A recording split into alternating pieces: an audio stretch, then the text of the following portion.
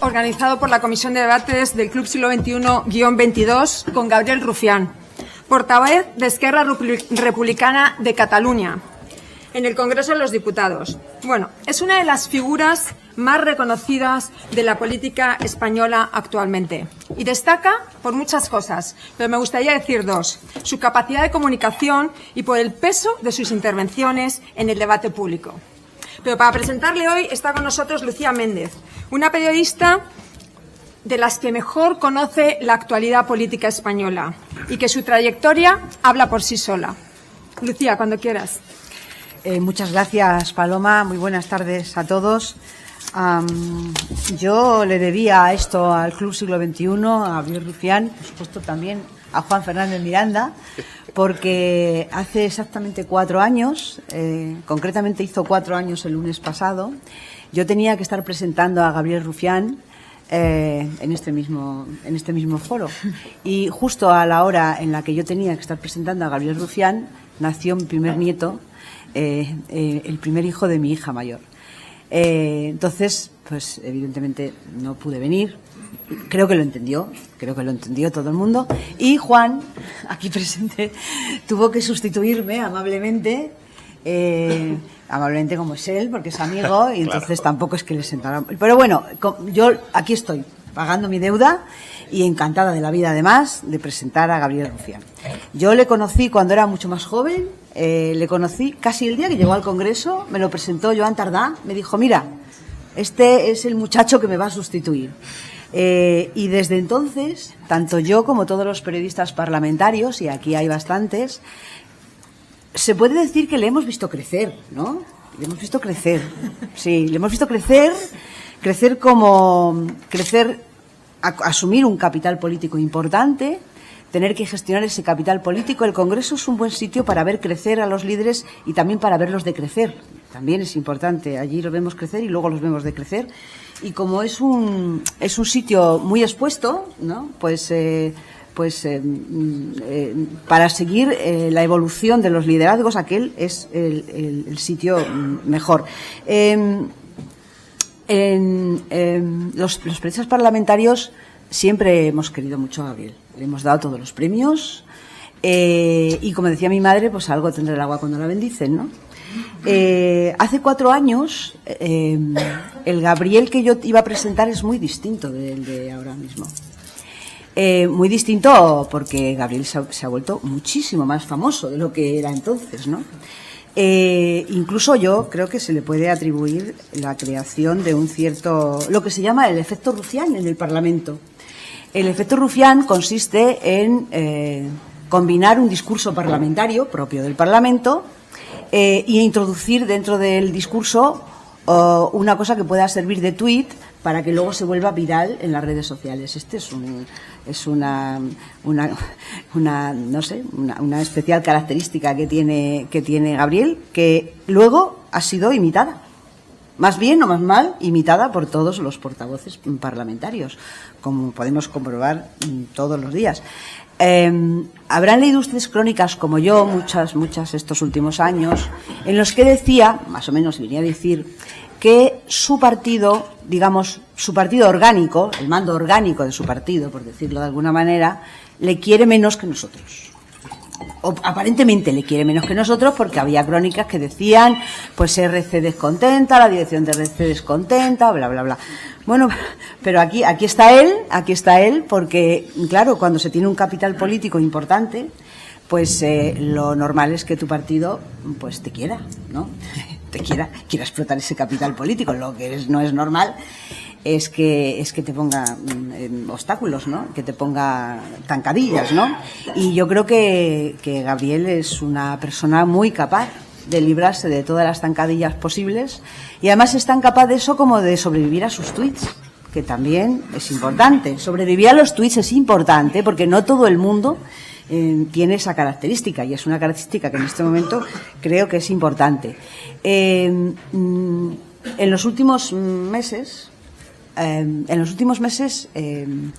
Gabriel, en casi pues en medio año, diría yo, se ha convertido de portavoz de RC en el Parlamento al líder mejor valorado por los españoles en las encuestas, que se dice pronto.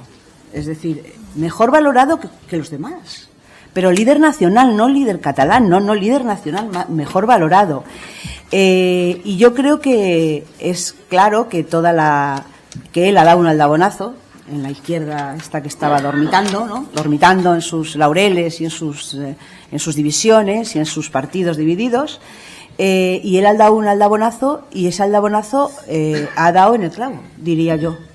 Y es un hecho que te cuenta todo el mundo, que los simpatizantes o los hipotéticos o posibles o potenciales votantes de la izquierda española, no izquierda catalana, no la izquierda española, le quieren a él como candidato. Como hay que elegir el candidato, pues claro, la expectación en torno a él es normal, ¿no? Que sea así. ¿Por qué?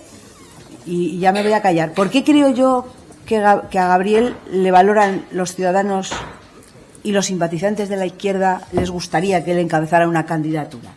Pues yo creo que es porque él, a diferencia de otros líderes de la izquierda del PSOE, habla como la gente, habla de cosas normales. Fíjate tú lo que te digo. Pero claro, oír a algunos y oírle a él, pues yo creo que él se identifica más. Cuando empezó a decir aquello de podemos hacer muchas cosas, pero si no llenamos las neveras, estamos perdidos, pues fíjate tú qué cosa más simple, ¿eh? Pero es que esto no lo dicen así los líderes que hablan, ¿no? Y yo creo que esa es su gran ventaja, sí, sin duda. Y bueno, pues nada, yo le voy a dar la palabra y yo le voy a hacer la primera pregunta. Bueno, vamos a darte un aplauso primero.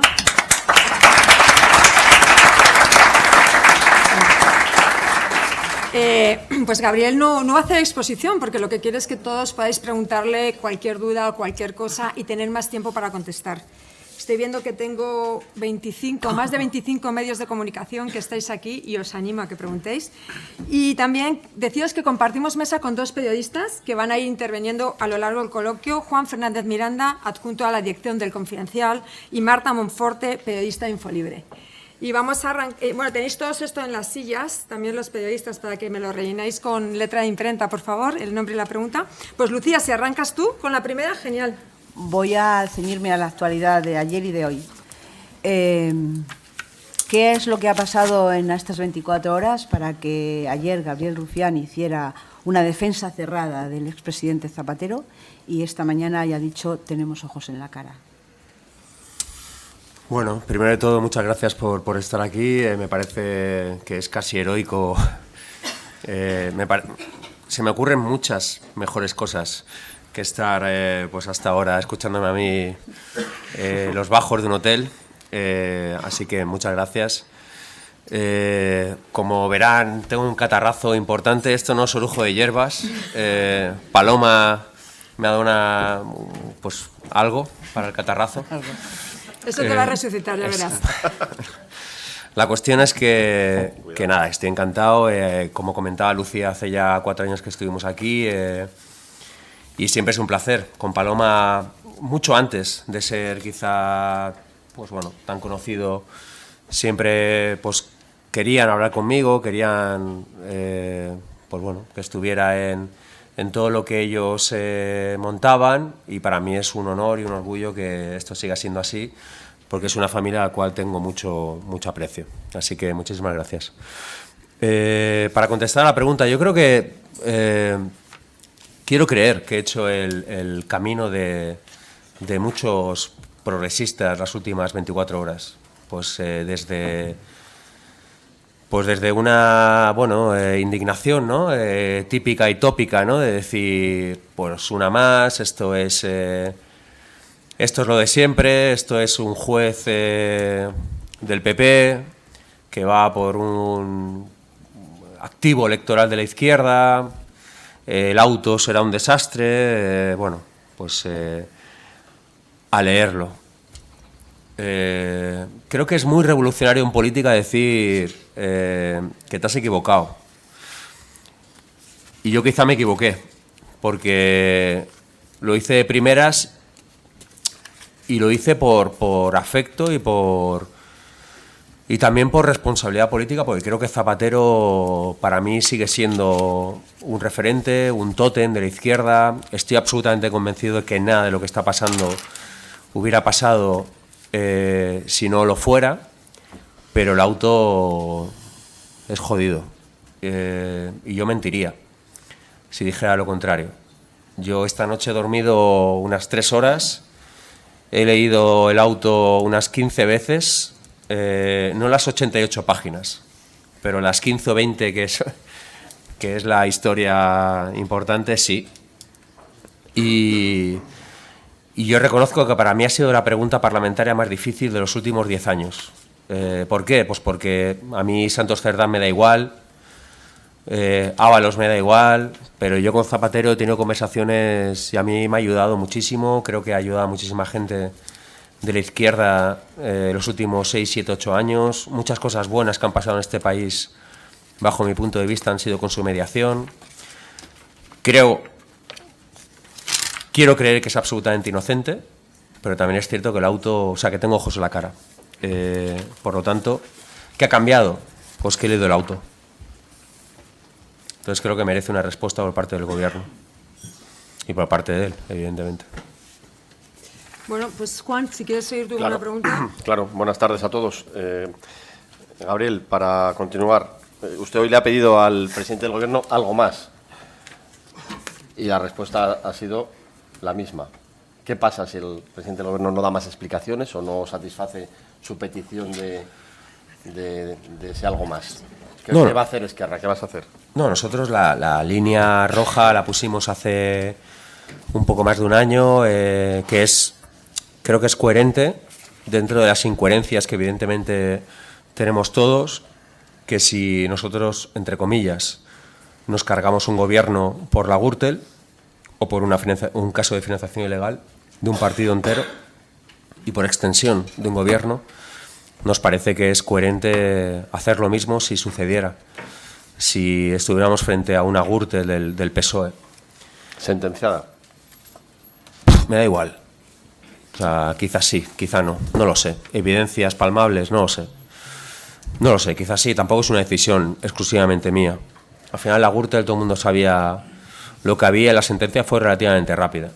La cuestión es que nos parece, o me parece que sería coherente, que haya 3, 4, 5 jetas, y no hablo evidentemente de Zapatero, que hayan montado un chiringuito para pillar no sé qué, creo que por esa regla de 3, pero también es cierto que con todo lo que está pasando, con todo lo que ha pasado, ¿no? Que es, bueno, ha habido cosas graves, ¿no? Que han pasado, que en este país haya una oposición que no sea capaz de elegirse en alternativa real, habla muy mal de esa posición. O sea, la mejor noticia, lo mejor que tiene el PSOE es Feijóo. O sea, es una oposición lamentable. Y creo que muchos de nosotros nos aglutinamos en torno al espanto a esa alternativa. Por ejemplo, imaginen un partido popular, un partido de centro-derecha, liberal-conservador, con un discurso evidentemente, pues bueno, en ese sentido, pero que aislara según que, o que rechazara según qué posicionamientos de la ultraderecha y que pudiera seducir, como ha sucedido en el pasado, ¿no? a partidos de derechas nacionalistas, como pudiera ser el PNV, como pudiera ser Junts, ¿no? Si eso pasara, nosotros tendríamos un problema muy grave. Pero Feijóo es incapaz de hacer eso. Y su futuro está ligado a un partido que considera que bueno, pues que hay gente que es más que otros simplemente por su supuesta nacionalidad. Gracias. Marta. Sí, Marta. Yo, continuando con la pregunta del compañero y reformulándola, a ver si contesta. Ha hablado de la Gürtel del PSOE. Entendemos por Gürtel financiación ilegal del Partido Socialista. Si el caso de Zapatero sigue adelante y parece que hay no solo indicios, sino algo más, ¿estaría dispuesto a reclamar a Sánchez una convocatoria electoral, dado que usted ha dicho en infinidad de ocasiones que no va a apoyar una moción de censura con el Partido Popular y con Vox, le reclamaría una convocatoria electoral y qué tendría que pasar para que eso sucediera. Yo vuelvo a intentar ser muy claro, no, hasta que no haya un caso de financiación ilegal del PSOE, Esquerra Republicana no pedirá elecciones. Esto no significa votar una moción de censura, significa pedir que la gente decida lo que tiene que suceder con el gobierno, con el PSOE y con este país, por extensión. O sea, y la culpa no será nuestra, será de lo que ha hecho el PSOE en este caso, ¿no? Pero hasta que no haya un caso de financiación irregular o ilegal, Esquerra Republicana no va a pedir que haya elecciones. ¿Por qué? Pues porque la alternativa es infinitamente peor. Infinitamente peor. Pues me pide la palabra Alberto, de Malas Lenguas, Televisión Española. Como moderadora también os voy a dar la palabra a alguno que no me la pedís en algún momento, pues si queréis preguntar algo. Alberto. Hola, buenas tardes. Gabriel, por aquí. Ahí está. Por aquí. ¿Qué tal? Leídas esas 15 veces el auto que dice que las ha leído esta noche y después de lo que parece que están apuntando los indicios de los que habla el juez Calama... Acércate el micro un poco. No, oigo. Sí. Sí. ¿Ahora mejor? Por este lado. Vale. Nada, le decía que después de haber leído esas 15 veces el auto que dice que las ha leído esta noche y según los indicios que está apuntando el juez Calama en ese auto, ¿usted cree que esto puede acabar llevando a que caiga el gobierno, más allá de lo que puedan ustedes pedir o de lo que pueda hacer el propio gobierno? Yo estoy convencido que aunque Zapatero acabe siendo condenado, por ejemplo, la mujer del presidente será condenada. Begoña Gómez será condenada. Esto no hará caer al gobierno. ¿Por qué? Pues porque es un caso de, vamos, eso sí que es un invento absoluto. Lo de Zapatero quiero creer que también. El auto no es el auto de Peinado, no lo es. Pero, repito, hasta que no estemos en un entramado de financiación irregular o ilegal, entiendo la reiteración de la pregunta, no opino lo mismo que hace 20 segundos. O sea, no, es decir, que independientemente de lo que acabe saliendo de Zapatero, eso no va a cambiar la posición. Es que no, Zapatero, por mucho que pongamos en el caso de... no tiene nada que ver ni con el gobierno, ni con... Sí que es cierto que hay una conexión Consejo de Ministros plus ultra, que deberían explicar, pero repito, es que al final tú imagínate o imagínese la alternativa, lo chunga que tiene que ser para que alguien aquí diga no, ni por esas, ¿no? Estamos hablando de 2 secretarios de organización en la cárcel, bueno... Es que lo de PP y Vox, sobre todo Vox, creo que el actor que contamina toda la vida política y que al final la victoria de la ultraderecha no es gobernar. O sea, la victoria de Vox, de Alianza Catalana en Cataluña, no es gobernar, es ser imitada. Y por parte de PP y de Junts, de la derecha española y catalana, están imitando esa ultraderecha. Creo que esa es la victoria. Bueno, yo mientras sea portavoz de Esquerra Republicana en Madrid voy a hacer todo lo posible para que esta gente no entre en el poder. Por muy difícil que me lo ponga el PSOE. No sé si puedo hacer una última muy rápida. Hablaba usted de la desvinculación de todo lo que pueda salir de Zapatero con el gobierno. Si les sorprende que, a pesar de ello, el Partido Popular en tromba con Feijóo hayan salido a pedir la dimisión de Sánchez, a pesar de que esto no esté vinculado con nada del Partido Socialista, a priori, de momento. Yo creo que el principal problema de Feijóo no es Sánchez, es Ayuso. Bueno, no sé... Tiene poco tiempo, Feijóo. Tiene prisa. Está aquí de F, Televisión Española, Natalia Peciña o Manuel Valenzuela. No sé si queréis alguno de los dos hacer alguna pregunta. No, yo es que a las televisiones os... Bueno, pues me pide la palabra de público Santo Díaz, jefe de política. ¿Dónde estás? Allí, le acercan un micrófono, por favor.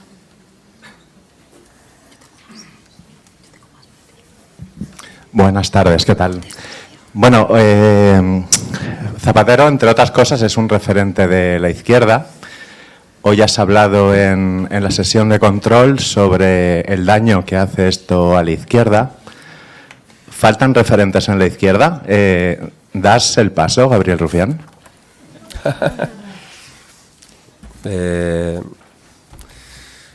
Yo creo que quiero creer que estamos en un momento positivo en cuanto a eso se refiere. Cuando hace un año dijimos aquello de que había un espacio, con todo el respeto, pero que había un espacio pues vacío a la izquierda del PSOE, no vacío, porque casi es insultante, ¿no?, hacia los compañeros de Sumar, pero sí que, bueno, en cierta descomposición o en un mal momento, en definitiva, y que la suma no daba, nunca mejor dicho, y que hay mucha gente progresista en este país que no quiere votar al PSOE, y no entro en el porqué, pero no quiere votar al PSOE, y que había que conformar una alternativa, y que las izquierdas soberanistas estábamos fuertes, porque estamos fuertes, pero ¿de qué sirve, por ejemplo, en el caso de Esquerra Republicana, por no hablar de otra formación política soberanista, o independentista, o nacionalista, o autodeterminista, o como se le quiera llamar? Quizá a Esquerra Republicana, o seguramente a Esquerra Republicana, le vaya bien en unas hipotéticas elecciones al Congreso, pero ¿de qué me sirve a mí, si soy yo, que está por ver, el cabeza de lista, de qué me sirve ir con 2, 3, 4 diputados más si Abascal es el vicepresidente? Yo, si fuera Feijóo, digo, si es Feijóo el presidente y mi vicepresidente es Abascal, lo primero que haría en el primer Consejo de Ministros es intentar ilegalizar a partidos como el mío, o restringir su presencia en el Congreso. En definitiva, un mal momento para nosotros. Así que creo que ¿de qué sirve que te vaya bien? Y luego también hay una responsabilidad histórica. Nosotros siempre hemos sido un partido vinculado, con responsabilidad en torno a todo lo que nos pasaba, o a todo lo que pasaba en el Estado. Y eso no nos hace menos independentistas, o sea, nos hace más normales, porque quien crea que a partir de Fraga todo es maravilloso, y que en Cataluña no pasa nada, y que es un país maravilloso, y que ahí Abascal no se va a meter, y que Urriols es una persona que no existe, pues se equivoca. Entonces yo creo que es el momento de las izquierdas soberanistas que arrastren, que inspiren a las izquierdas españolas. Y sinceramente, y esto no lo he dicho nunca, si al final yo puedo ayudar a que eso pase, si mi presencia puede ayudar, yo estoy dispuesto. Sí, sí, por supuesto. Juan. Siguiendo su lógica, señor Rufián, hay una disonancia entre la representación en el Congreso de los Diputados que impide una alternativa a Sánchez. Habla en el micro, es que si no... Sí, sí. Hay una disonancia entre la representación en el Congreso de los Diputados, donde hay una mayoría que impide una alternativa a Sánchez, y lo que sucede cada vez que se abren las urnas en España, porque encontramos porcentajes de voto a las distintas formas de la derecha de entre el 55 y el 60%. En algo de responsabilidad tendrá en esto la izquierda, o las izquierdas. Sí, yo creo que hemos fracasado en muchas cosas. O sea, creo que en cuanto a la vivienda se refiere, hemos fracasado. La ley de vivienda no ha solucionado el drama de la vivienda. Quien diga lo contrario miente. Sí que es cierto que, pues bueno, se puede hablar de las comunidades autónomas que no la cumplen, los medios de comunicación, bla, bla, los grandes tenedores, pero no hemos sido capaces de drama, y creo que la izquierda tiene que hacer autocrítica en eso. Luego también las condiciones de vida. No tiene ningún sentido que España tenga datos macroeconómicos espectaculares y que en cambio la gente pues vaya al súper y vea el aceite con alarma. No tiene ningún sentido. Pero la alternativa de la derecha es, pues bueno, es la que es, ¿no? Es más banderas, un patriotismo vacío, sin ningún tipo de sentido, y la mal llamada prioridad nacional, ¿no? Prioridad nacional hasta que viene un fondo buitre de Rusia de Estados Unidos o de Israel y compra 500 viviendas en una provincia y, perdonen, putea a toda la juventud de esa provincia y no puede acceder a una vivienda. Entonces ahí ya se acaba la prioridad nacional. O la prioridad nacional acaba cuando tienes que recoger tomates a 40 grados en el ejido. Ahí ya los españoles no van primero, ¿eh? Van otros. Entonces, bueno, creo que eso hay que batallarlo y también es cierto que creo que es una mala cosa faltar, insultar al votante de Vox. O sea, el votante de Vox, el votante de Alianza Catalana no son todos fascistas, no son idiotas. Es gente que simplemente le han convencido que el culpable de su precariedad es otro, aún más pobre. Creo que hay que entender que esto hoy es lo que domina la esfera pública, el poder digital. Aquí la derecha y la otra derecha ha metido muchísimo dinero y nosotros tenemos que competir en eso. Yo dije una frase en el acto de Barcelona con Irene de que yo prefería estar en TikToks que en bibliotecas y se montó un escandalazo bestial. Grandes señores, sobre todo señores, desde tribunas diciendo, oh, bueno, mira, yo he leído a Gramsci, he leído a Marx, he leído a Lenin, pero, en fin. A Hayek no, ¿no? No. ¿Y qué? ¿Y qué? O sea, o competimos en esto o no existimos. Y luego hay que entender también que estamos en un momento en el que la izquierda arraigada al territorio es la que tiene que liderar el espacio, este vacío que comento. Durante mucho tiempo, desde Madrid, desde un despacho de una universidad, se nos ha dicho qué tenemos que hacer. Lo digo por experiencia. Gente brillante, brillante. Pero nosotros a veces pensábamos, yo recuerdo a Tardá, en las primeras reuniones lo digo con mucho cariño, no voy a dar nombres, con líderes de Podemos, año 2015. Y Tardá decía, estos se creen que antes que ellos no había nada, ¿no? Lo digo con mucho cariño, pero creo que es el momento de otra cosa, de que nosotros podamos decirles a ellos, oye, mira, no, sí, pero escúchanos a nosotros, ¿no? No sé cómo decirlo. Y provincia a provincia. Es que no hay una fórmula. A veces me preguntan, ¿y cómo se hace? No hay una lista tipo. O sea, lo que no tiene ningún sentido es que haya 2 derechas y 14 izquierdas en cada provincia. Y creo que hay que ir provincia a provincia con ciencia y con la calculadora a ver cómo se hace para ganar. Habrá provincias en las que tendremos que liderar nosotros, provincias en las que quizá tendrán que liderar ellos, provincias en las que quizá no haya que presentarse, provincias en las que quizá haya que presentarse todos, pero todos juntos, bueno, pero sobre todo simplificar, optimizar la oferta electoral. Creo que lo de Andalucía es un buen ejemplo. Es un buen ejemplo.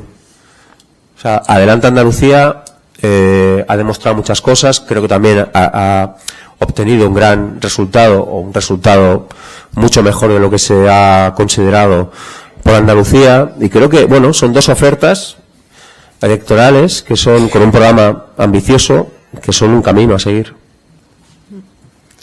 Bueno, voy a seguir con mi intento de las televisiones Mediaset, que está aquí Ana Verdejo. Ana, no sé si quieres preguntar algo. ¿No? Bueno, pues me pide luego voy a preguntar a La Sexta también, a ver si queréis. Vale. Me pide la palabra de Mañaneros 360, Pedro Gómez. Pedro. Ah.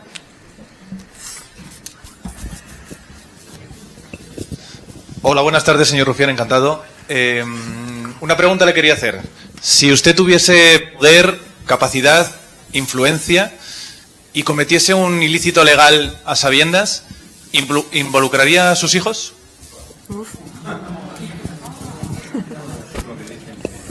Buena pregunta.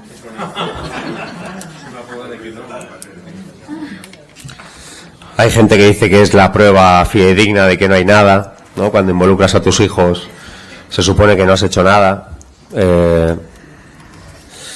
No sé, entiendo la pregunta. Yo evidentemente no lo haría, no estaría en eso, pero entiendo que es una prueba de que no hay nada, no sé, la verdad. Yo le reconozco que para mí es algo... entiendo que vamos al auto, hablamos del auto del juez en torno a Zapatero.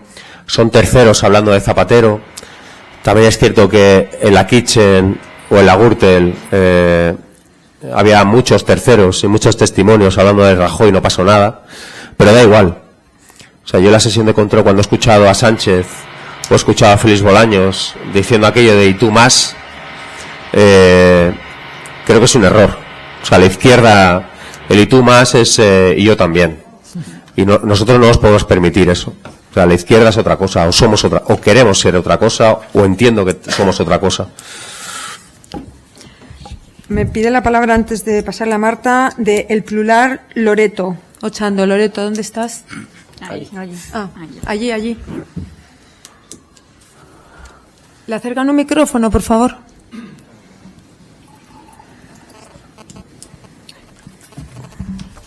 Buenas tardes. La mía es muy simple. Defíname a Miriam Nogueras como persona.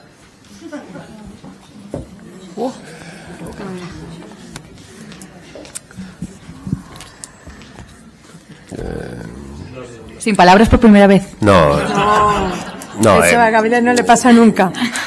no. Miriam Nogueras es una persona que entró conmigo en el año 2015 en el Congreso. Es una persona que yo conocía previamente de tertulias en Cataluña. Una persona con la que yo tenía una relación personal y profesional muy buena y actualmente la relación es inmejorable. No se puede mejorar. Perdone, es que no me la definí. Respeto la capacidad que tiene de entender que habla para los suyos. Y también envidio, es la palabra, la disciplina que tiene su partido en torno a liderazgos como el suyo. Es decir, si Miriam Nogueras dice que la Tierra es plana, los diputados de Junts dicen que la Tierra es plana. A mí eso me parece envidiable. Es muy útil. ¿Sano? No es sano. Pero es útil. Bueno, me parece un mal negocio imitar a Ayuso. Marta. Sí. Ha dicho ahora una cosa que ha dicho. Dice que, por primera vez, dice que estaría dispuesto ¿a qué? ¿A qué estaría dispuesto? ¿Estaría dispuesto, por concretar, a liderar una candidatura conjunta en Cataluña o donde sea, con Comunes, Podemos y Esquerra Republicana, por ejemplo, pese a la negativa de la dirección de su partido? Y antes de que responda, también le quiero preguntar, usted el domingo, después de las elecciones andaluzas, dijo que el problema eran las izquierdas españolas, pero también defiende que Podemos sea la fuerza motriz o una de ellas en una eventual candidatura de las generales. También ha hablado de Sumar. Le quiero preguntar cómo se conjugan ambas cosas. ¿Son el problema? ¿Son la solución? ¿Todos No, empiezo por el final. Yo lo comenté ya en su momento, lo volví a decir en el acto en Barcelona con Irene Montero. Las izquierdas españolas son el problema actualmente. Es que tampoco hace falta, no es opinable, no es mi opinión. O sea, es información. Y me gustaría que fuera diferente, pero las izquierdas españolas hoy en día son las que están, bueno, son el problema, ya está. Con todo el cariño, con todo el respeto, porque yo creo que han hecho mucho, bueno, etcétera, etcétera. Me refiero sobre todo a espacios como Podemos, como Sumar, Izquierda Unida. Son espacios políticos valientes. Creo que Podemos es un espacio político maltratado, que ha hecho muchísimo durante estos años, que sus líderes han sido vilipendiados, que conjuntamente con los líderes independentistas quizá han sido los más fastidiados por el llamado el Estado profundo, etcétera, etcétera. Pero creo que actualmente es la izquierda arraigada al territorio, guste más o guste menos, la que tiene que liderar este momento político. Ya está. Pero no digo nada nuevo. O sea, y no me parece que sea contradictorio, es que nos va de esto. Es que hay gente que dice, no, Podemos es el 1%. Me da igual, es que nos va del 1%. Y para mí, repito, Irene Montero es un activo, o sea, Irene Montero a mí me parece, no soy objetivo, o sea, me parece un activo electoral innegable. Y yo me niego a rechazar, o sea, no sobra nadie. Sería incoherente por mi parte decir, no, tú sí, tú. Y aparte que yo no soy nadie para decir eso. Y en cuanto a la primera pregunta, repito, bueno, tampoco quiero parecer idiota, pero sí, que sea un poco sí, si yo puedo ayudar a que haya una confluencia o una colaboración o un espacio de unión para maximizar resultados electorales entre las formaciones políticas soberanistas y las formaciones políticas españolas, sea como sea, siendo yo el cabeza de lista, pa'lante. Bueno, hablando de cabeza de lista, tengo por aquí una pregunta de Marta Espartero. No sé si la quieres decir tú, Marta, o la leo, porque está en mayúsculas muy claras. Está ahí. Ahí, pues venga, dila tú. Marta Espartero, consultora. Sí, está un poco respondida, pero por ahondar, si tuviera que elegir quién lideraría esa formación de izquierdas unitaria para las próximas generales, ¿quién preferiría? ¿Usted mismo, que se acaba de candidatar, Irene Montero o Emilio Delgado, con lo que actos? Gracias. No es mi papel, creo que no es mi papel, creo que todo el mundo sabe lo que yo opino de Irene Montero, creo que sería un gran activo, un gran valor. Emilio también, pero también hay más gente, Pablo Bustunduy, hay mucha gente, y yo no soy nadie para decir. De hecho, creo que me meto en cosas que no me pertocan y no quiero incomodar a nadie, y hay mucha gente, de verdad. La izquierda tiene muchísima gente muy válida, y estoy también un poco en contra de aquello de no os conocen. Da igual, o sea, al final lo importante es hacerlo bien. Por ejemplo, el candidato de Adelante Andalucía tampoco era muy conocido y ha hecho un campañón y ha obtenido. Lo importante es ser bueno, un gran candidato, un gran trabajo previo y ser normal ante esto, ser normal. O sea, yo por ejemplo esta mañana reconozco, yo a las 7 de la mañana, a las 7:30 de la mañana estaba en el despacho, llevaba ya una hora en el despacho y estaba con todo el auto judicial y con un montón de papeles y estaba escribiendo y tirando papeles, escribiendo y tirando, y al final he pensado, ¿qué dices? ¿Cómo estás? Joder, pues estoy jodido. Y si esto es cierto, es una mierda. Y si es mentira, es una mierda. Y he pensado, pues di esto. Porque creo que conectas con mucha gente que piensa lo mismo. Y no te hace menos progresista. Porque si yo salgo a decir, no, convoque elecciones porque son unos desgraciados, unos corruptos, soy un marciano. Y salgo a decir, no, sois maravillosos, lo hacéis todo, soy un marciano. Entonces, estoy jodido, y si esto es verdad, es una mierda, y si es una mierda, ya está. Entonces, esa normalidad, pues creo que funciona y es sano decirlo, ¿no? También es cierto que a mí hace mucho tiempo que no me pasan los comentarios de partido. Entonces, eso ayuda. Es broma, sí me los pasan. Sí. La sexta, porque tengo aquí un nombre, pero luego he visto Irene. una voz de mujer, ya, pero aquí me viene Tomás, por eso. ¿Quién queráis de la sexta?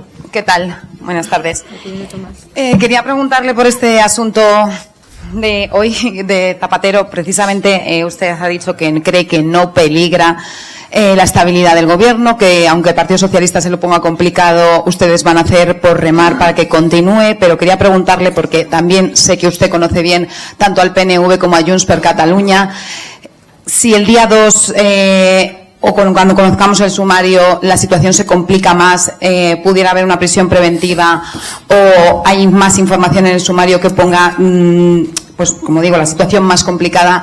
¿Cree que tanto Junts, no sé, pregunto si cree que Junts puede de alguna manera romper ya con el Partido Socialista, o a Junts no le interesa o no le importa este asunto de Zapatero y solamente van a pedir lo suyo, y lo mismo con el PNV, si cree que los de Héctor Esteban pueden ser directamente quien ya rompan la baraja y que Feijóo pueda convocar una moción instrumental con unas elecciones y se sumen. Gracias. A usted, se decía antes que las legislaturas duran lo que quiera el PNV, ¿no? El PNV es un partido serio que sobre todo lo que hace muy bien es medir, saber por dónde viene el aire, el viento, medir muy bien a la sociedad, lo que piensa la calle, pero yo creo que actualmente, con todo el respeto, con la presión que tiene, con lo cerca que está Bildu, y Bildu está en una posición muy clara, aún más clara que la nuestra, y le va muy bien con esa posición, aún mejor que a nosotros, cosa que merece una reflexión interesante, porque nosotros durante mucho tiempo fuimos traidores en Cataluña, por apoyar a un gobierno, por mejorar la agenda legislativa de un gobierno, por negociar la salida, por ejemplo, de 9 personas de la cárcel. Dese cuenta que nosotros sacamos a 9 personas de la cárcel gracias a la política, y algunas de esas 9 personas al día siguiente fueron a la radio o a la tele a decir que habíamos votado a cambio de nada. Y nadie preguntó, entonces, ¿usted qué hace aquí? No pasó, ¿eh? Y así hemos estado unos años, en Cataluña, con una toxicidad mediática muy bestia, Y por suerte está cambiando, y yo espero que cambie aún más. La cuestión es que creo que a eso no le ha pasado a Bildu, cosa que celebro. Tiene un entorno mediático muy sano, Euskadi, pero la presión que tiene el PNV, con todo el cariño y respeto, pues creo que le invalida o no va a romper la baraja, me atrevo a decir. Aunque la verdad es que es una pregunta más para ellos que para mí. Creo que el PNV tiene muy claro, lo ha dicho muchas veces, que en la ecuación, mientras esté Vox, no van a entrar. Junts es otra cosa. Yo lo he dicho hace mucho tiempo, se me calificaba casi de loco. Creo que Junts es el actor que puede decantar la balanza. Ahora lo tiene a huevo. También es cierto que hay unos intereses de trasfondo, quién paga qué, que igual dificultan, pero si yo fuera Feijóo, lo primero que haría sería volver a llamar, repito, volver a llamar a la cúpula de Junts, volver, y decirle lo que hemos hablado, lo que hablamos en su momento, pa'lante. Entonces, no sé, veremos. Y la segunda pregunta era... ¿esto era? Vale, perdón. Juan.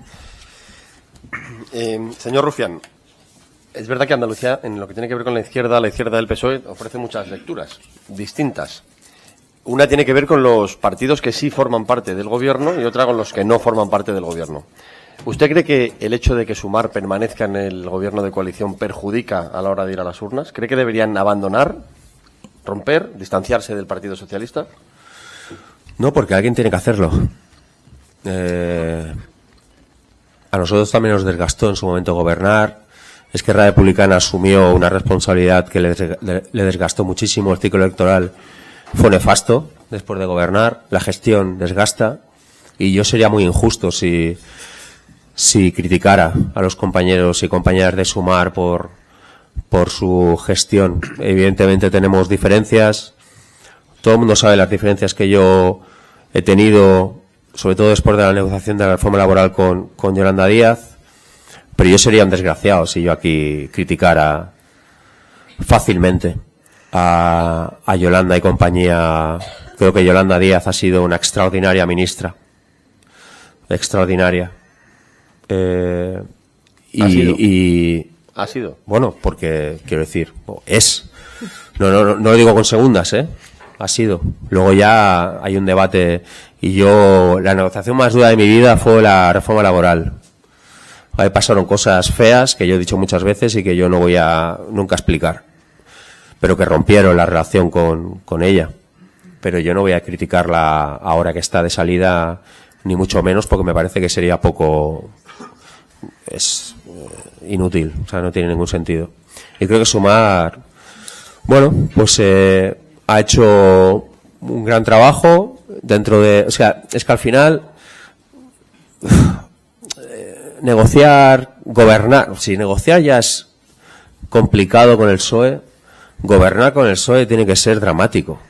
O sea, entonces el PSOE no puede evitar comerte. O sea, Pedro Sánchez quiere ser el candidato a la izquierda del PSOE. Es un desastre que piense eso. Un desastre, porque hay mucha gente que no quiere votar a Pedro Sánchez y que quiere votar o que quiere frenar a PP y a Vox. Entonces creo que hay que conformar una alternativa y evidentemente Sumar pues tiene mucho que decir. Muy bien, me pide la palabra Radio Nacional de España, David Fernández. Mientras que le acerca el micrófono, yo animo a que los periodistas me manden tarjetas, porque por no seguir yo dando la palabra, pero sé que está El País, está Europa Press, está la SER, está TV3, en fin, que os animéis a mandarme una pregunta. Adelante con la tuya. Sí, ¿qué tal, señor Rufián? Hola. Ha dicho, creo que por primera vez, que si puede ayudar a que haya una candidatura de unidad, siendo usted el cabeza de lista, pa'lante. ¿Eso es compatible manteniéndose en Esquerra? Y también querría preguntarle, desde mediados de febrero, que hizo el primer acto con Emilio Delgado, un par de meses después con Irene Montero, ahora apela a esas fuerzas soberanistas que son las que deben liderar y las izquierdas españolas que deben ir detrás. ¿Ha habido algún avance? ¿Hay posibilidad de tejer alguna esa alianza que ahora que está apelando o seguimos un poco en el mismo momento que cuando anunció esta fórmula de ir provincia por provincia? Gracias. A usted, yo empiezo por el final.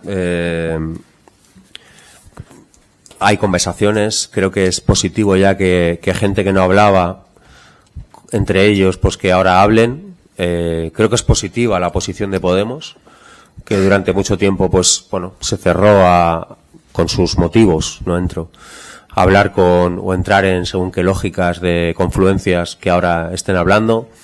Me consta que hay conversaciones entre diferentes formaciones políticas, siempre las ha habido. Creo que también, por ejemplo, lo que ha sucedido hoy en Más Madrid, creo que es positivo. Yo lo que, con todo la humildad, no sé, si lo que yo dije hace un tiempo sirvió para que según qué cosas estén pasando, a mí me vale. O sea, yo no tengo, ya sé que se escribirá, se ha escrito y se escribe muchísimo en torno a por qué lo dije y por qué lo hago y es porque tengo miedo, porque quiero no sé qué, yo siempre digo lo mismo. Yo si esta noche me voy a mi casa, a mí me da igual. Ya he hecho muchísimo más en política de lo que creía. Ya a mí, ya estar aquí me parece increíble y cada vez que veo mi nombre en la pantalla sigo flipando. Y me parece que es bueno, que es sano. O sea, he invitado a dos amigos que están conmigo siempre en el parque con mis hijos, John y Alasne, que están ahí al fondo, que no quieren que les señale mucho. Pero mi normalidad es gente que no me habla o sea, que casi no sabe lo que hago, solamente lo sabe cuando la lío mucho y que le llega al móvil. Esa es mi normalidad y creo que es lo que hace que conectes con según quién. Así que no sé, creo que si yo puedo ayudar a que según qué cosas pasen, ¿de qué me sirve que tenga 1 millón de visualizaciones lo que yo digo? O que según quien diga que soy, ¿de qué sirve? También cuando los periodistas, o según qué periodistas a mí el 90% de los periodistas catalanes, lo digo sin rencor, me han matado en algún momento. Han dicho que estaba muerto, que me iba a ir, que no me querían, que era un desgraciado, que las formas, que no sé qué, también de fuera de Cataluña, pero bueno, los catalanes son los que a mí los que más leo. Entonces, yo ya vengo de eso. O sea, yo en el año 23, yo estaba muerto, políticamente. Estaba muerto. Yo palmé la mitad de los diputados.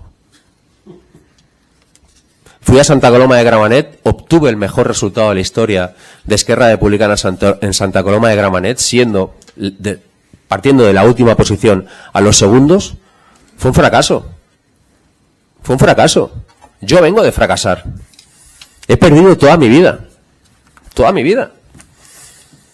Entonces a mí me da igual, lo que estoy ya en un momento en el que el capital político o mediático o digital que yo haya podido atesorar, lo quiero poner al servicio, sin que suene mesiánico ni que se me ha ido la olla, de remover, o sea, la radicalidad va de remover la realidad.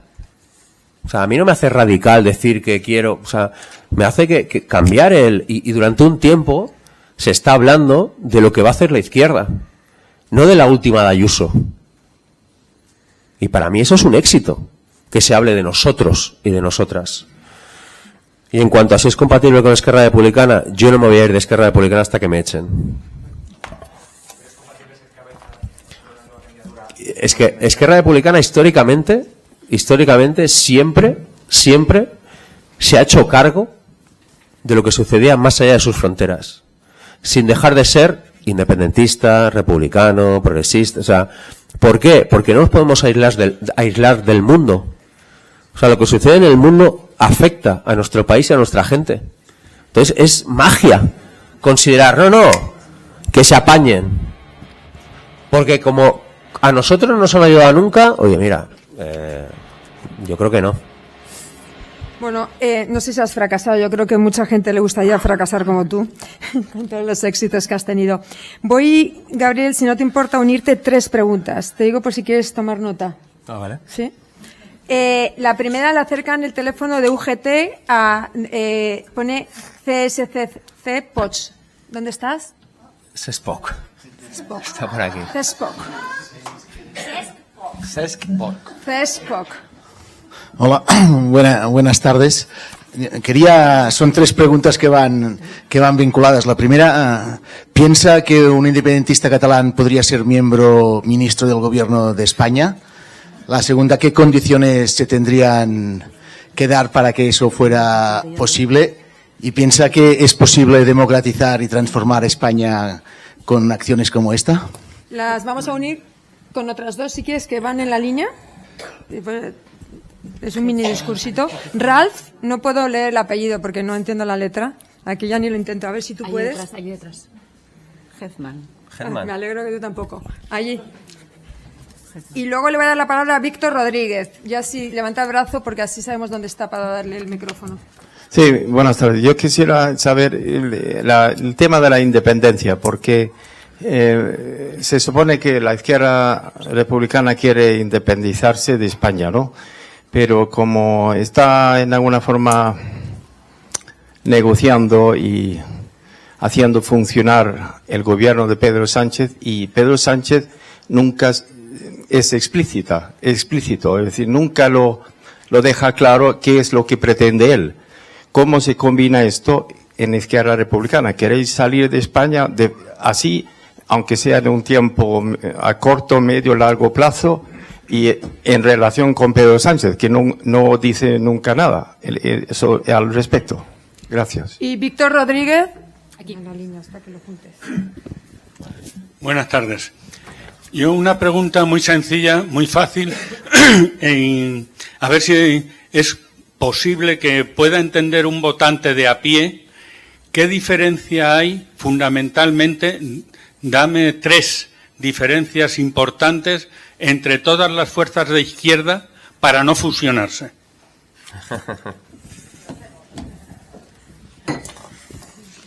Bueno,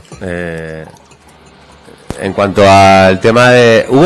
Ya hubo un ministro de Esquerra Republicana del gobierno, un tal Lluís Companys, que era de Lleida y fue ministro de Marina. En fin, no, yo creo que es... creo que a Esquerra Republicana no le toca, igual que al BNG, a Bildu, a Compromís, incluso, me atrevo a decir, no, creo que no nos toca Nos toca influir, presionar desde fuera, mejorar desde fuera, negociar desde fuera. Esto a según quien le puede parecer cómodo, pero me parece que es bastante incompatible. O sea, no puede ser de otra manera. Para mí, yo reivindico, sé que en Cataluña quizá chirría, gracias, pero yo reivindico, yo espero que yo aspiro a que la próxima legislatura siga gobernando el PSOE. Un PSOE sometido, disciplinado a las fuerzas soberanistas, a las fuerzas independentistas, a las fuerzas autodeterministas, a las fuerzas nacionalistas, que durante estos 6 últimos años han demostrado tantas cosas. O sea, para mí ha sido mucho más patriota Óscar Matute que Ayuso. Para mí. Y creo que para mucha gente también. Y creo que estos últimos 6-7 años, formaciones como la mía hemos demostrado que se puede seguir siendo lo que somos, pero legislar para todo el mundo. Porque hay un mientras tanto entre nuestras aspiraciones y el día a día. Lo demás es magia. O sea, lo fácil es lo que hace Junts. Tweets y votar con PP y con Vox. Yo sé hacer tweets. Y también podría votar con PP y con Vox. Pero me niego a hacerlo.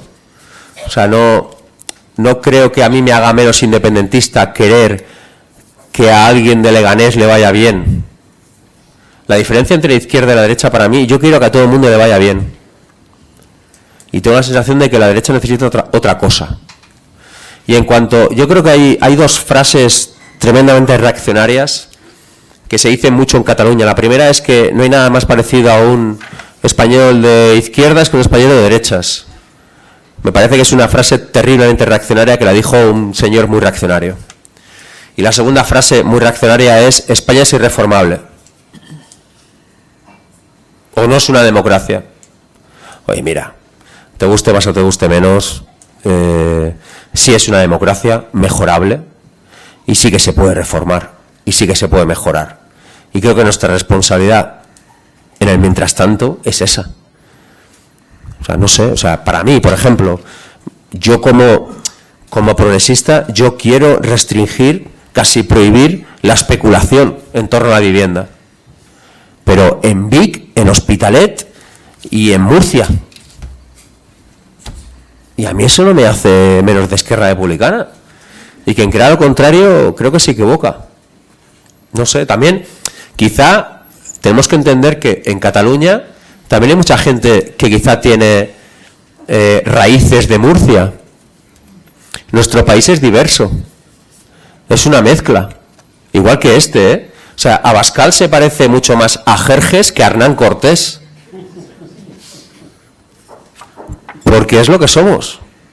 O sea, quien venda pureza, me da igual que sea desde la ultraderecha española o ultraderecha catalana, se equivoca. Se equivoca. Urriols quizá también tiene antepasados, o yo qué sé, musulmanes. Es que es absurdo. Y en cuanto a la segunda, imagine un escenario en el que se sigue gobernando o hay confluencias o coaliciones de izquierdas soberanistas con izquierdas españolas. Para mí una de las condiciones sería el respeto y el ejercicio del derecho a la autodeterminación. Para mí el antifascismo, la vivienda, las condiciones de vida y el derecho a la autodeterminación deberían ser irrenunciables. Y creo que cuanto más fuerza tengamos en esa coalición, más posibilidades hay de que haya una solución política en Cataluña en ese sentido. Si hay otra, que nos la planteen. Pero la verdad es que la alternativa que nos plantearon fueron cárcel, represión y manipulación. Y 3 diferencias de las izquierdas. Bueno, las izquierdas estamos condenadas a... Si tú juntas a 4 de izquierdas en una habitación, te salen 3 partidos, una escisión, ¿no? Hay pocas diferencias y creo que en el actual momento deberían haber aún menos. Bueno, yo creo que hay que hablarlo.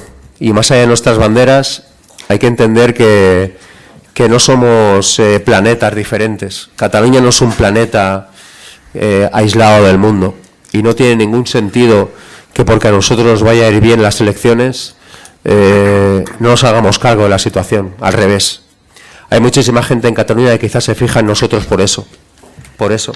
Bildu, gran parte de su éxito en Euskadi es porque se comió todo lo que tenía a su izquierda o a su derecha, me da igual, en su entorno, incluido Podemos.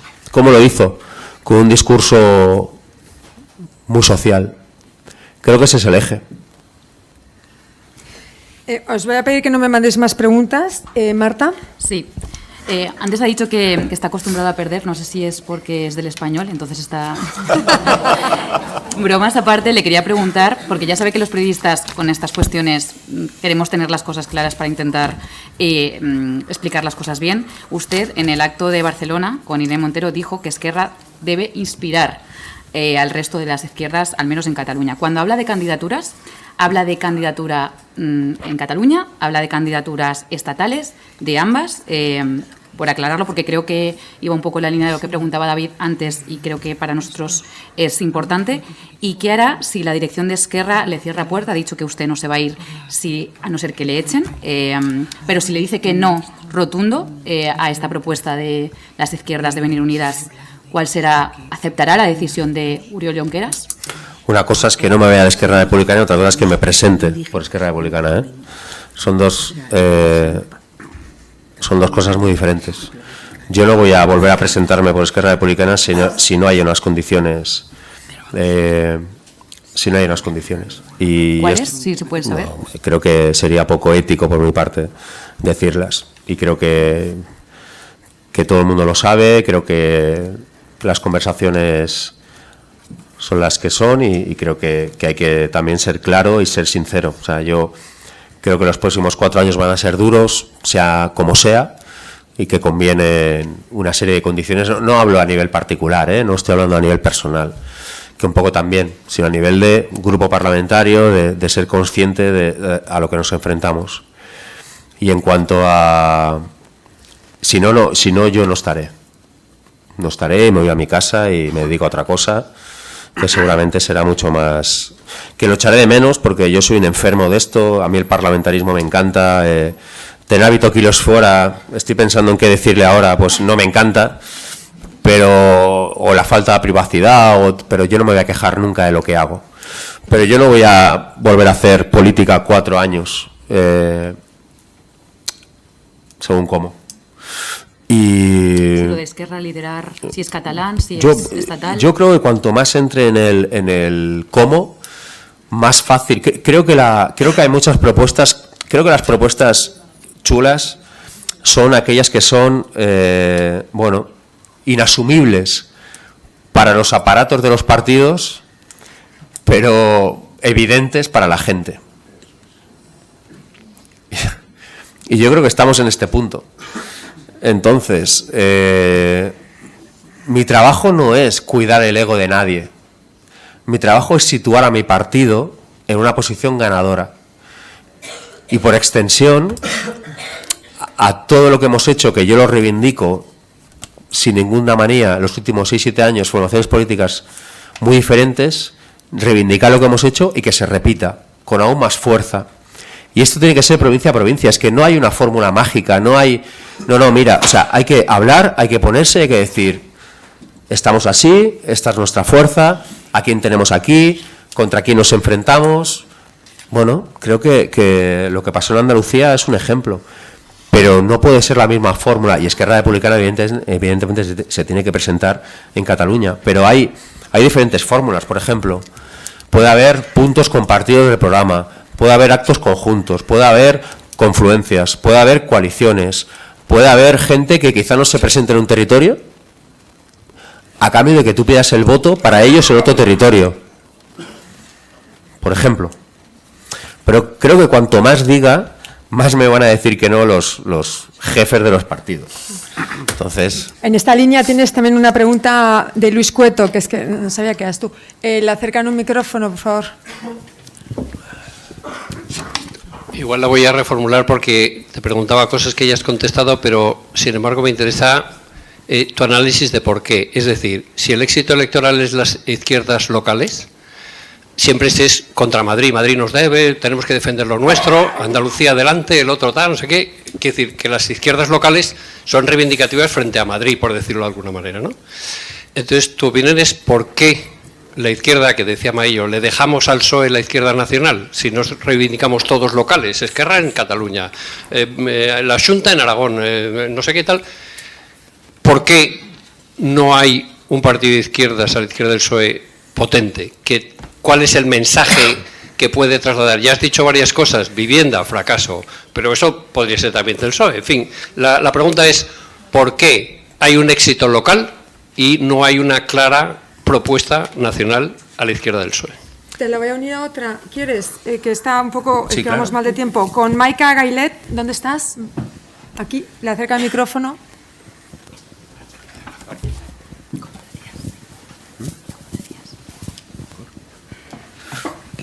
¿Qué tal? Buenas tardes. Yo me preguntaba, ¿qué tal? Buenas tardes.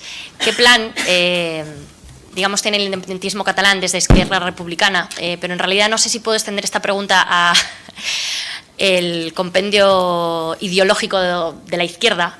Estoy mezclando cosas, pero bueno, ¿qué plan podría tener Esquerra Republicana desde una ideología independentista contra el discurso fascista, contra la población migrante, sin prácticamente representación de población migrante o de una población heterogénea en la que estamos? Gracias. Contestando la primera pregunta, yo creo que al final yo giro la pregunta, ¿no? ¿Por qué desde Madrid nunca se ha sido capaz realmente, ¿no?, de interpelar a según quién desde el territorio? ¿Por qué actualmente formaciones políticas como Bildu, BNG, Compromís, Adelante Andalucía, incluso nosotros, tenemos esas expectativas de voto? ¿Por qué mucha gente que quizá votó hace 10 años a Podemos, o a Izquierda Unida, o al PSOE, ahora piensa votarnos a nosotros? ¿Por qué?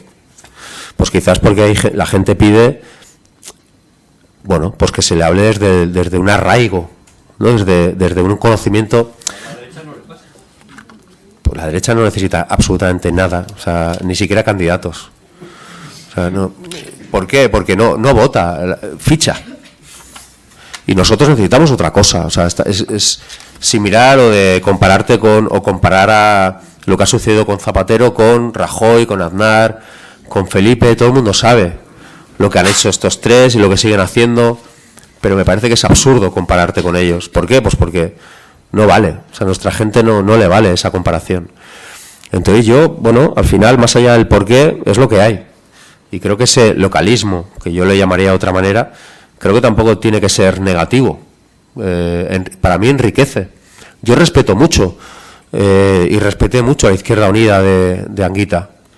Respeté mucho a Podemos de Iglesias, respeto mucho a Sumar, pero creo que también nosotros hemos venido a intentar, pues bueno, ayudar, ¿no? Y creo que a liderar. Creo que es el momento de liderazgos de izquierdas soberanistas. Vamos justillos de tiempo, sí, solo para que sepas. No, creo que, si he entendido un poco, creo que a la izquierda le hace falta hablar de orden, seguridad, migración, desde una expectativa, bueno, desde un discurso de convivencia, de retos, de derechos, obligaciones, pero evidentemente es un tema que si no lo afrontamos le regalamos a la derecha y a la ultraderecha. Me pide la palabra de ABC, Patricia Romero.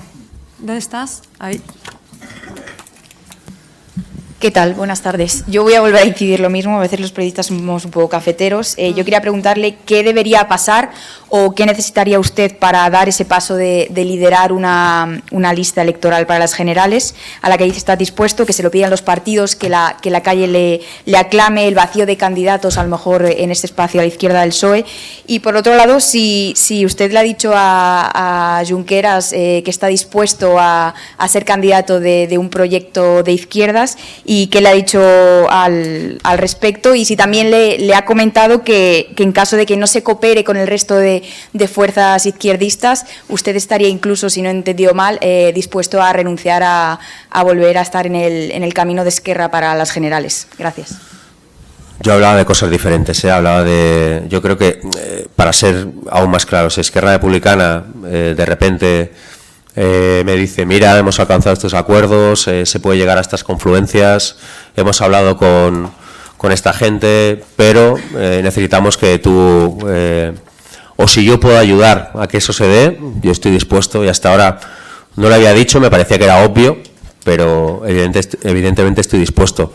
Eso a mí no me parece incompatible con volver a presentarse por Esquerra Republicana, pero sí que es cierto que yo necesito una serie de condiciones que mi partido sabe y que no tienen nada que ver con lo que estamos hablando. Gabriel, si te parece, te voy a juntar 3 preguntas, pero no son del mismo tema, ¿vale? No, perdón, te las pongo por separado. No. Es que son muy... A ver, Per, por favor, está por allí, le acerca un micrófono.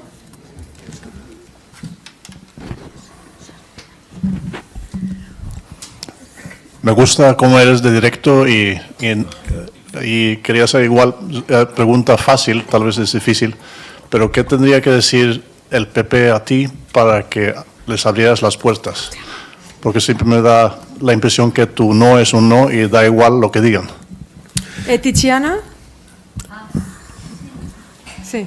Te acercan un micrófono, por favor.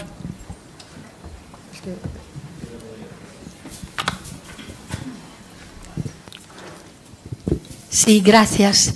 Sí, le definen a usted como el enfant terrible de la política española. ¿Se siente usted cómodo o incómodo con esta definición? Gracias. Y otra que no tiene nada que ver, pero igual, Enrique Martínez, aquí.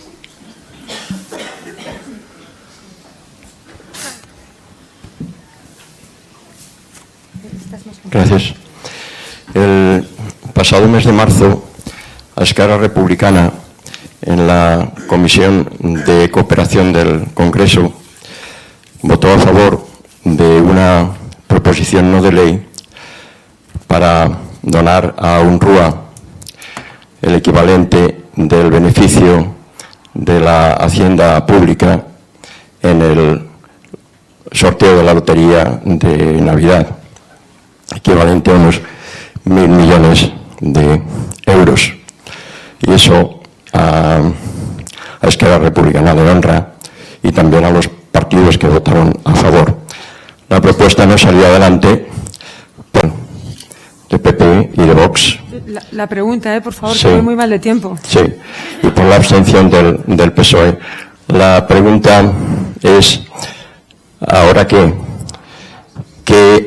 cauces hay para que una propuesta tan urgente y tan justa se le dé cauce?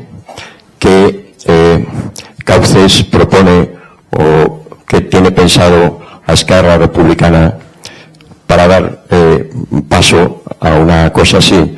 Los grupos parlamentarios, ¿qué hacen normalmente cuando una cosa es así? Aceptan que no ha pasado adelante y olvidan la propuesta, o ¿qué proponen? Empiezo por ahí. Nosotros somos 7 de 350, con lo cual lo único que podemos hacer es insistir e intentar llegar a acuerdos con otras formaciones políticas para tener más fuerza. Aquí quien decanta la balanza en estos temas, en casi todos los temas, es el PSOE. Cuanto más fuerza tengamos, más cosas de este tipo se podrán hacer. Yo recuerdo a Pedro Sánchez decir aquello de que no dormiría si gobernaba con Podemos.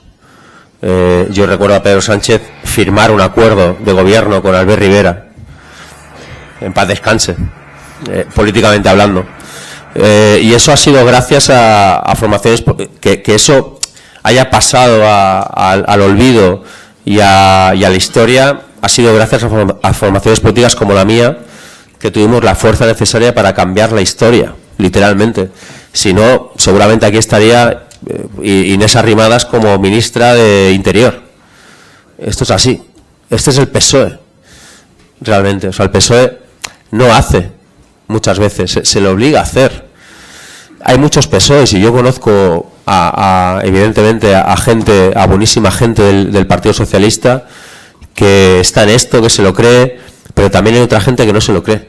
Como partido grande que es, también en mi partido, que es un partido grande en Cataluña, no se cree lo que hacemos en Madrid. No se lo cree. Quiere hacer otras cosas. Querría seguir el camino de Junts, por ejemplo. Es una minoría, pero querrían. ¿Es malo? Bueno, forma parte de la diversidad de los partidos. En cuanto a Gaza, costó que se reconociera que era un genocidio. Netanyahu, como asesino que es, tuvo que matar a mucha gente, para que todo el mundo supiera lo que estaba pasando. Incluso también en mi partido. Había gente que decía, no, bueno, quizá no. Los partidos son complicados, sobre todo si son grandes. Enfant terrible. Me hago mayor para eso. Me estoy haciendo mayor. Sí que yo se lo comenté a Évole en un Salvados que hicimos hace un año.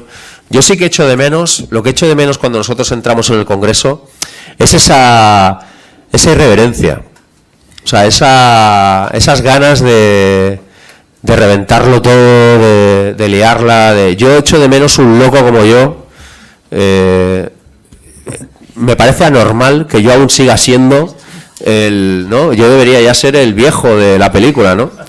Me acuerdo que al principio me decía, llegará un momento que la gente vendrá y dirá, tú eres Rufián, te he visto en la tele cuando yo era un pequeño, ¿no? Me estaba empezando a pasar. La cuestión es que no sé, me parece una anomalía que yo siga siendo no sé, todo eso, y creo que sinceramente hay mucha gente que lo hace muy bien en el Congreso, que por lo que sea no tiene aún ese foco mediático, pero que lo hace muy bien, y no quiero dar nombres, pero hay mucha gente de muchas formaciones políticas diferentes que lo hace bien y que la lía aún más que yo. Y en cuanto al PP, ¿qué tiene que hacer? Un referéndum de autodeterminación mañana, permitir la independencia de Cataluña. Sí, de izquierdas, ¿no? El PP, yo no, repito, mientras yo sea portavoz de Esquerra Republicana, no habrá ninguna posibilidad de que PP y Vox, por un voto mío, sean gobierno. Otra cosa es que se demuestre un caso de financiación ilegal y nosotros pidamos que haya elecciones. Pero yo no voy a permitir que entre gente que se vanagloria o que quiere que se bombardee un barco lleno de niños, por ejemplo, como dijo Abascal. A mí eso me parece amoral, inmoral, no lo voy a permitir. Juan. Señor Rufián, ha respondido usted a casi 30 preguntas, pero se ha escaqueado en una.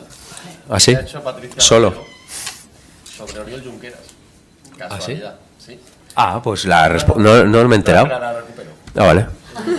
Porque se habla mucho de relación con Oriol Junqueras, que si son amigos, a mí la gente de la que yo me fío, Mundo Esquerra, me dice que son ustedes muy amigos, que es verdad que políticamente se han distanciado, que él acepta que usted es un verso libre, como Esperanza Aguirre o Ayuso en el PP. Joder.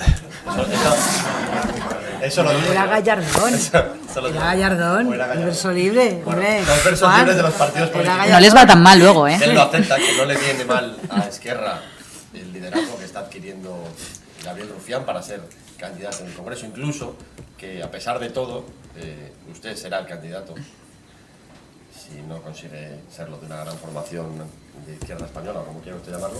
Mi pregunta es, díganos cuál es la relación que tiene con Junqueras. ¿Es buena, es mala, hay tensión, no la hay? Porque se habla mucho, con interés siempre. Mira, yo durante 10 años trabajé en una empresa de recursos humanos, mal llamado recursos humanos, al final selección de personal, a mí no me conocía nadie, empecé a hacer actos políticos cuando el procés, y a mí Junqueras un día me conoció, además en su casa, no me conocía nadie, y al poco me ofreció hacer política con Tardá en Madrid, que para mí Tardá era como jugar a fútbol con Messi. Lo digo yo como españolista. Entonces yo he ido a verlo a la cárcel, a 4 cárceles diferentes, conozco a Oriol mucho, sé sus enormes virtudes, creo que merece realmente poder optar a ser presidente de Cataluña. Yo hasta el último de mis días en política voy a intentarlo, que así sea, y yo sería un canalla si si rajara de Oriol Junqueras. Creo que es el más brillante político que ha dado Cataluña junto con Tardá en los últimos años. ¿Estamos de acuerdo en todo? No. No. Nadie está de acuerdo en todo. ¿Nos queremos matar alguna vez? Sí.